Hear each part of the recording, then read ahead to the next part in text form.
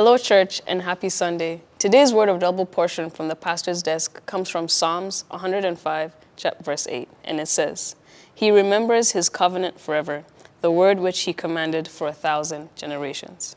Bon dimanche à tous. Le message de notre pasteur de ce matin est tiré du livre des Psaumes 105, verset 8. La Bible dit « Il se rappelle à toujours son alliance, ses promesses pour 1000 générations. » It is fulfilling and wonderful to have a good understanding of God's standard for answered prayer and to claim his promises for our lives. Yet too many believers, instead of standing on the promises, are sitting on the promised. It's true we should rest in the promises of God, but too often we rust on the promises. Like a sponge, we drink everything, but it gives nothing out unless it is squeezed. Il est gratifiant et merveilleux d'avoir une bonne compréhension des critères de Dieu pour l'exaucement des prières et de revendiquer ses promesses pour nos vies.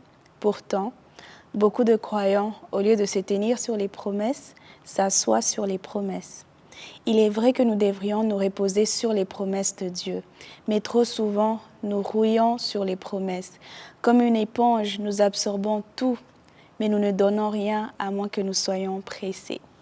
The psalm is one of praise to God for the fulfillment of his promise to the people of Israel in giving them the land of Canaan, the promised land, in which you will see in verse 11. The psalm was a hymn for congregational use to praise God, to recite, to sing, and to remember God's faithfulness to his people. God made his covenant first with Abraham, the covenant which he made with Abraham in his oath to Isaac in Psalm 105, verse 9. Even in tragedy, God cared for his people in Egypt, preparing for Joseph for this occasion. Verse 39 to 41 relate God's care in the wilderness. Verse 42 and 43 reveal that behind all of God's dealings with Israel lay his faithfulness to his promises. Israel's obligation, as well as ours, in light of God's unchanging promises, is to shun evil and to serve him with all our heart. Ce psaume est une louange à Dieu pour l'accomplissement de sa promesse au peuple d'Israël en lui donnant le pays de Canaan, la terre promise, voir le verset 11 du même chapitre. Le psaume était une hymne de la congrégation utilisée pour louer Dieu, réciter, chanter, pour se souvenir de la fidélité de Dieu envers son peuple. Dieu a d'abord conclu son alliance avec Abraham. L'alliance qu'il a conclue avec Abraham et les serments qu'il a faits à Isaac, voir Psaume 105, verset 9. Même dans la tragédie, Dieu a pris soin de son peuple en Égypte, préparant Joseph pour cette occasion, voir le verset 17.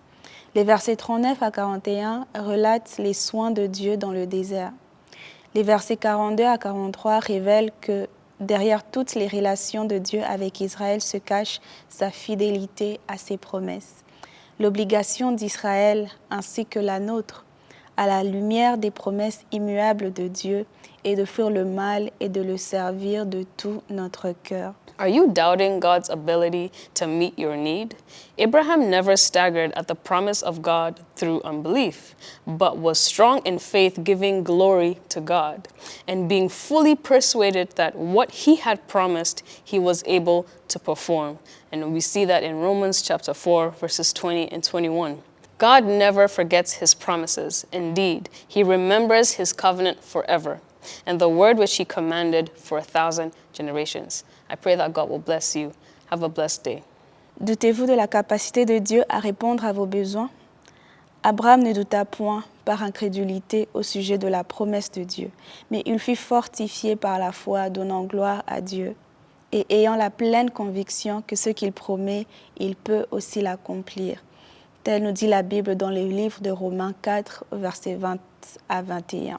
Dieu n'oublie jamais sa promesse. En effet, il se souvient à jamais de son alliance, de la promesse qu'il a faite pour 1000 générations. Amen. Que Dieu vous bénisse.